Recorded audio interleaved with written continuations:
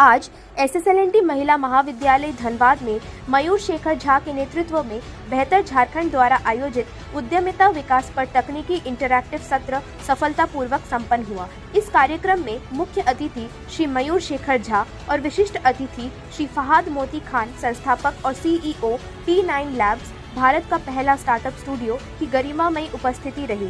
कार्यक्रम के दौरान एसएसएलएनटी महिला महाविद्यालय के छात्रों द्वारा प्रस्तुत 3 स्टार्टअप आइडियाज को चुनकर सम्मानित किया गया, जिसे T9 लैब्स और बेहतर झारखंड द्वारा फंडिंग के लिए चुना गया। स्टार्टअप आइडियाज में मुस्कान कुमारी साहू द्वारा यूनिकनेक्ट यूनिवर्सिटी ऐप, अर्जु कुमारी सिंह, स्नेहा कुमारी और खुशी हेलीवाल द्वारा ऑर्गेनिक साबुन और प्राची गुप्ता, गुनगुन कुमारी, पूजा कुमारी, कोमल कुमारी और नेहा मिश्रा द्वारा चौमासा फ्रैग्रेंस कैंडल का आइडिया शामिल है। छात्रों के साथ बातचीत करते हुए मयूर शेखर झा ने जोर देकर कहा कि धनबाद की अर्थव्यवस्था मुख्य रूप से कोयले पर निर्भर है, जिसे अगले दशक में चरणबद्ध तरीके से समाप्त कर दिया जाएगा। उन्होंने धनबाद में वैकल्पिक आर्थिक मॉडलों के विकास के महत्व पर प्रकाश डाला और कहा कि ऐसे कार्यक्रम जो अच्छे आइडियाज को खोजते हैं और उन्हें सफल बिजनेस में बदलने के लिए फंडिंग प्रदान करते हैं, क्षेत्र के भविष्य के लिए महत्वपूर्ण है। बेहतर झारखंड धनबाद के छात्रों को उनके उद्यमशीलता के प्रयासों में समर्थन देने के लिए प्रतिबद्ध है। श्री फहाद मोती खान ने फंडिंग, स्टार्टअप और आइडिया के विकास की जटिलताओं पर प्रकाश डाला। एसएसएलएनटी महिला महाविद्यालय के छात्रों द्वारा कुल 32 स्टार्टअप आइडिया प्रस्तुत किए गए, जो युवाओं में जीवंत उद्यमशीलता की भावना को दर्शाते हैं। सेशन रहा, ये किस विषय पर रहा और कैसा रहा? देखिए, इसकी जो मेरे से आप लोग सब वाकिफ हैं, मेरी जन्म परवरिश सब कुछ धनबाद की ही है और बेसिक नौकरी की शुरुआत मैंने दिल्ली में की। उसका पहला स्टार्टअप भी मैंने दिल्ली में बनाया और जब मैंने पहला स्टार्टअप अपना दिल्ली में बनाया तो भी मैंने उसमें रखा कि एक प्रेजेंस मेरा झारखंड में रहना चाहिए। उस समय से लगातार मैं झारखंड में पॉलिटिकल, सोशल और इकोनॉमिक दृष्टिकोण से यहाँ पर काम करता है।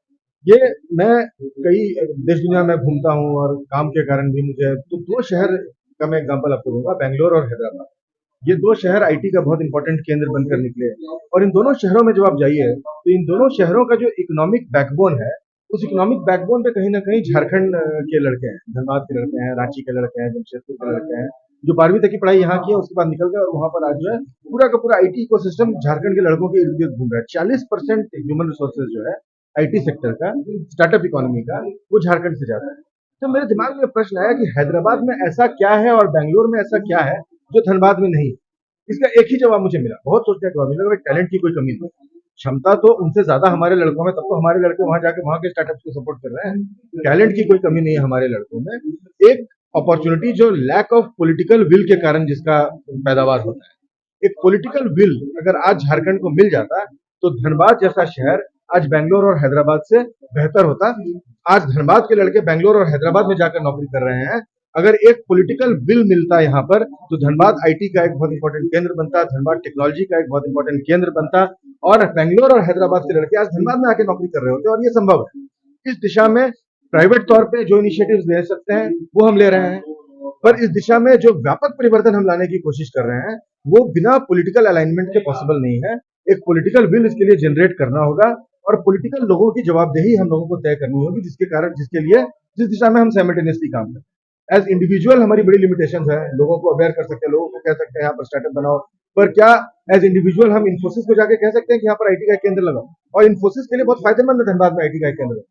इन्फोसिस का वेज बोर्ड कम होगा धनबाद में कम लगा के, इन्फोसिस रेजिडेंट एंटरप्रेन्योर्स का एक फौज खड़ा कर सकता है, एचसीएल जैसी कंपनियां यहाँ आ सकती हैं, पर उनको लाने का काम जो है वो सरकारों का है।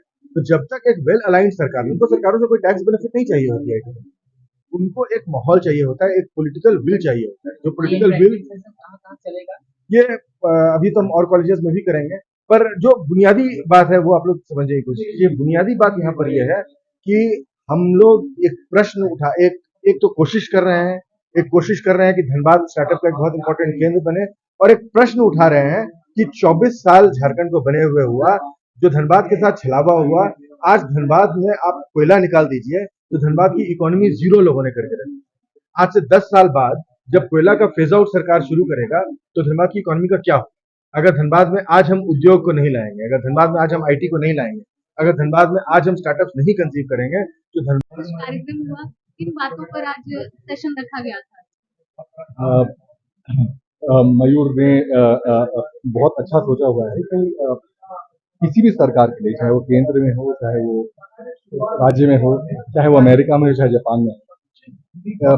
आज जो है क्या बताऊं मैं आपको, सपोज करिए आज की डेट में सब लोगों को नौकरी चाहिए, नौकरी बहुत बड़ा इशू है, नौकरी के ऊपर बहुत सारी बातें हो रही है, मगर किसी भी गवर्नमेंट के लिए इतने सारे लोगों को, युवाओं को, कई करोड़ युवा हैं, और इन सब लोगों को नौकरी मुहैया कराना ये पॉसिबल है। कोई कुछ भी कह ले, और ये एक्सपेक्टेशन रखना कि गवर्नमेंट आपको ये नौकरी दे देगा, ये गलत है।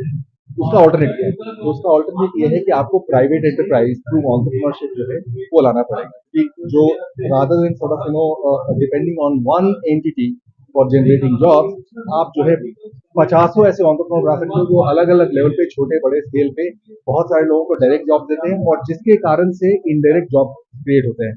कई बार इनडायरेक्ट जॉब्स 4 गुना ज्यादा होते हैं डायरेक्ट जॉब के। तो अभी जो हमारा फिनाइल क्यूब का और मयूर के साथ भी यहाँ पे आइडिया ये है कि देश के कोने कोने में ऐसे इंक्यूबेटर्स खोले जाए, हम जाकर के युवाओं को प्रोत्साहित करें कि वो एंटरप्रेन्योर बनने की सोचे, और जो भी सपोर्ट, जो भी एक्सपोजर, जो भी पैसे उनको चाहिए होंगे, जो काबिल हैं, जिनके अंदर आगे बढ़ने की क्षमता है, जुनून है, तो हम उनके साथ मिल करके उनको वो सपोर्ट मुहैया कराएं, ताकि वो जॉब क्रिएटर्स बने गवर्नमेंट में। सर्टिफिकेट प्रदान की गई। ये सर्टिफिकेट कहने को तो ये सिर्फ एक सर्टिफिकेट है, but for us it's a very big opportunity कि हमें ये आज मिला है।